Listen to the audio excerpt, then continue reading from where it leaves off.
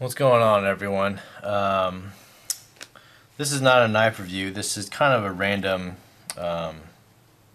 just video about kind of just the evolution of my knife collecting time. I started out back in February or March of 2011, and I've been collecting up to this point. I'll be doing a collection video pretty soon. I did one in February, and it's since changed quite a bit, actually.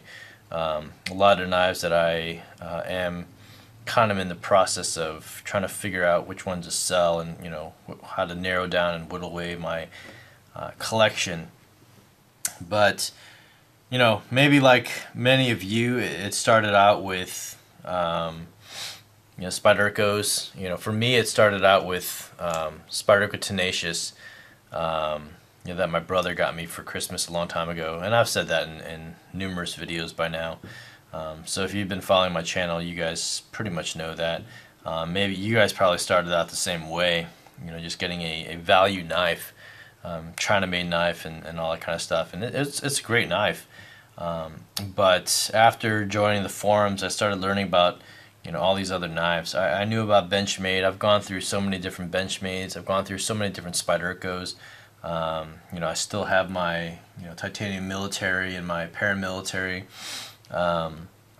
Most of the other ones I've either sold off or traded off, or trying out new things and all that kind of stuff. And it's just been this ongoing process. And I think sometimes I feel like the knife community, we keep the United States Postal Office and Service, Postal Service and Service, because we ship out so many knives via USPS priority with delivery confirmation, and which is cool, because they're going bankrupt and they keep jacking up the prices on stamps, and we keep them going. So, but anyway, I started learning about these higher end production knives, and it just kept evolving in terms of what my next grail was going to be.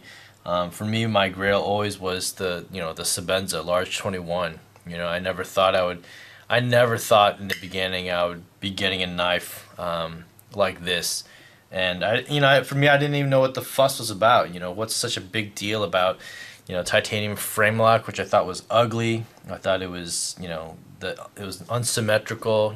I liked having a scale, but then I didn't like liner locks all that much. So I was like, oh, maybe the axis lock is the better lock and all that kind of stuff. And then I got myself a Sage 2 and the titanium military, and then I just started falling in love with titanium frame locks.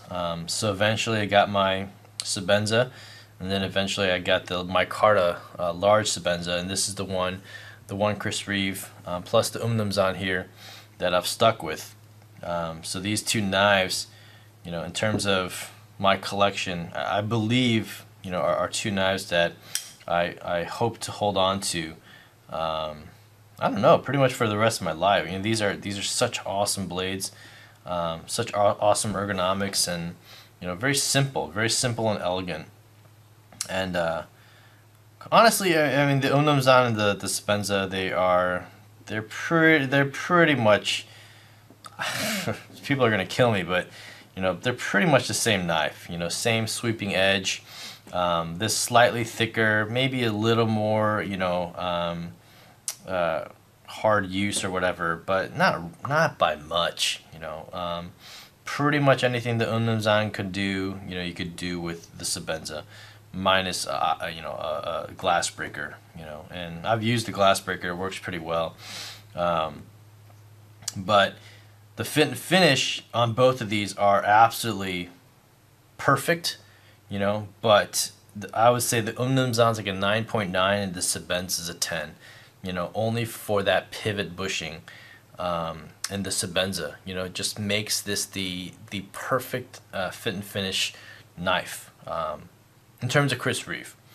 So anyway, after getting through that, then then the Striders came up, and had a chance to handle a Starling gear Strider, and before I every time I saw Striders online, I thought they were so ugly. The angles on the knives, the straight edges, and all that kind of stuff. I just thought it was you know, I mean, yeah, hard use knife or whatever. And I heard all these complaints about, you know, fit and finish of the Strider compared to the Sabenza and all that kind of stuff. But I was, you know, I was pretty impressed by the Starling gear versions. Obviously, I mean, they're just beautiful. And then I got the chance to, you know, get an SMF. I traded a knife. I regret trading that knife. It was a Emerson HD12. That was maybe one of my stupidest trades, but at the same time, I was still kind of new to the community, and I got the HD12 for just at a ridiculously good price.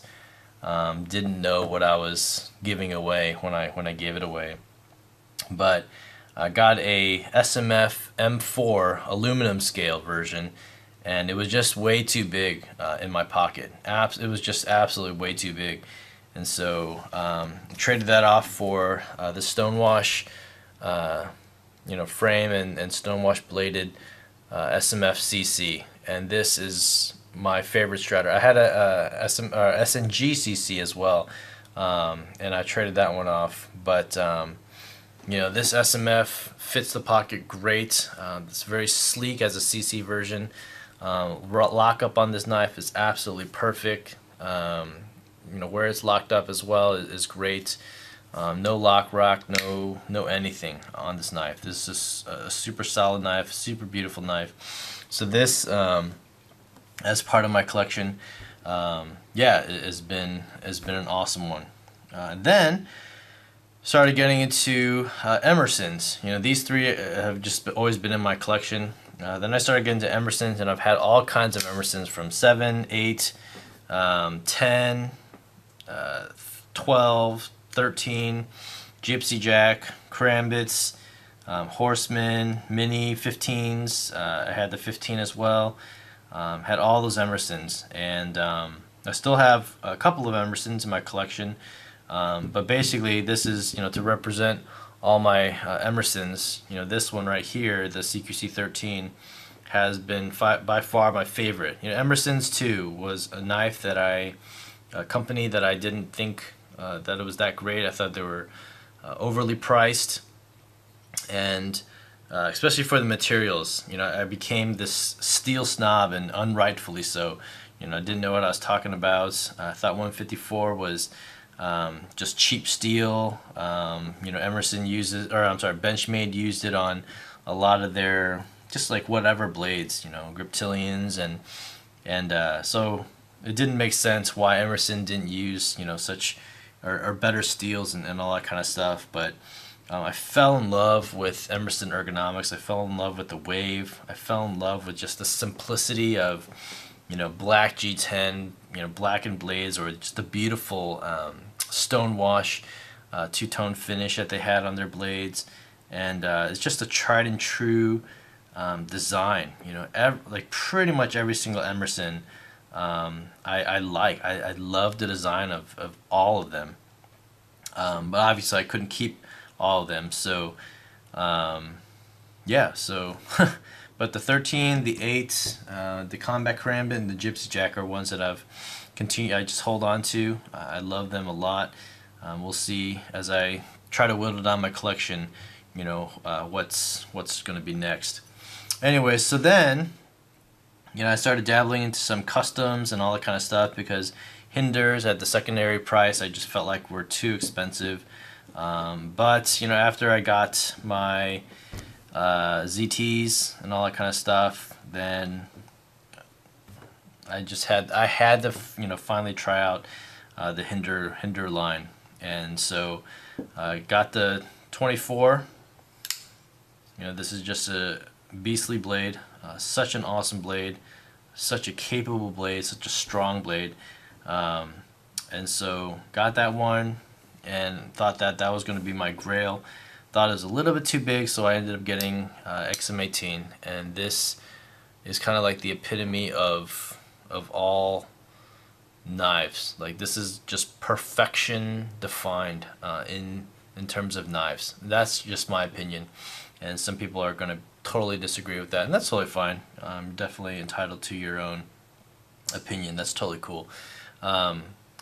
So anyway, I guess, as I'm making this video, I'm just thinking, these are production, production knives that I've gotten into, that have been absolutely awesome, and you just cannot go wrong with these knives. I've been dabbling in a number of custom blades, like I said, and some of them have been kind of hit or miss. Like, they've been good blades and stuff like that, but there have been some fit and finish issues or whatever, and yeah, it's just sometimes I think, man, you just stick with production because they've been tested and all that kind of stuff.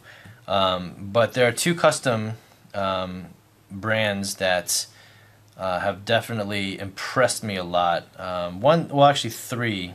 One is Jake Hoback, and I've had his knife on my videos so much, the A10. Such an awesome knife. I don't have it on here just because I have the hinders here, and but that is an awesome knife. But in terms of ones that I absolutely treasure and carry, well, some I don't carry, but this one, the Lucas Burnley Quaken, folding Quaken, this is the non-flipping version.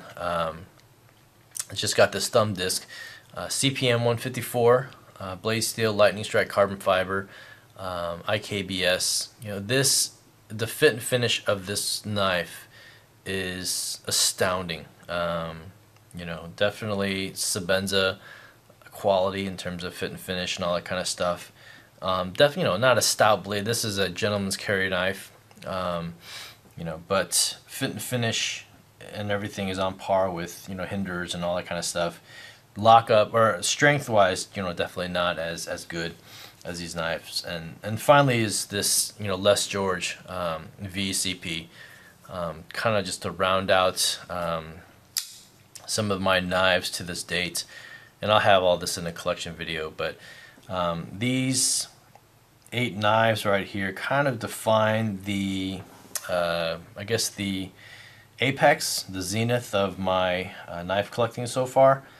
And like I said, with other custom knives, I'm not sure which ones I would get into. I don't even have that much experience with other custom knife companies, but these 8 knives, or these 6 brands: Chris Reeve, Strider, Emerson, Hinder, Lucas Burnley, and Les George. They've been seriously nothing short of amazing in terms of knives. This is no knock on Spyderco's or Benchmade's or Kershaw, or Zero Tolerance. I love Zero Tolerance knives. My 551 and 560 are great knives. So no knock on those knives at all. I still have some of those in my collection, as you'll see in future video. But these knives, it's like the culmination of my entire collection. So anyway, just wanted to throw that video out there. See what you guys think. Like, what if you were to have to whittle down your collection to a handful of knives, 5 to 10 knives, what would you guys whittle down to? I don't know if you can do a video response or whatever. That's totally cool. But I'm just interested in what you guys have been carrying, holding on to, what's your grail knife, and all that kind of stuff. So yeah, definitely be interested to see that. Alright guys, that's pretty much it. I'm just kind of just rambling on some of these videos. This is a year's worth of collecting, and I've seen a number of videos of guys with just these amazing custom knives, but this is kind of what I've been able to whittle it down to so far. Alright, thanks for watching, and hope to see your comments down below. Alright, thanks guys, bye.